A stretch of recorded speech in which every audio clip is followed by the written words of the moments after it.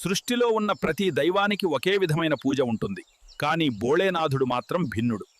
ఆయనకు 3 విధాల పూజ జరుగుతుంది. ఈ సృష్టి త్రిగుణమై సత్వగుణం, రజోగుణం, తమోగుణం ఈ 3 గుణాల ద్వారా ఈ జగత్తును నిర్మించిన వాడు శివుడే. సత్వగుణంలో శివునికి పవిత్ర అభిషేకాలు జరుగుతాయి. పాలు, తేనె, గంగాజలం.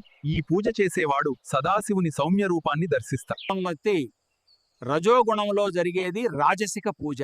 రాజుల పూజ, వైభవం, దీపాల వెలుగు, ఘంటానాదం. ఈ పూజ వల్ల మనుష్యుడు సంపదను, స్థిరత్వాన్ని, రాజసౌభాగ్యాన్ని పొందుతాడు.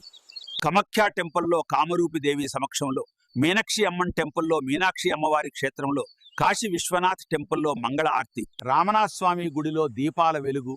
ఇది రాజసిక వైభవం.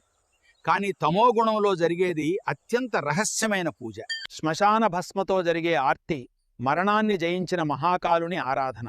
మహాకాళేశ్వర్ జ్యోతిర్లింగాలో జరిగే భస్మ ఆర్తి. ఇది ప్రపంచంలోనే విశిష్టమైన పూజ.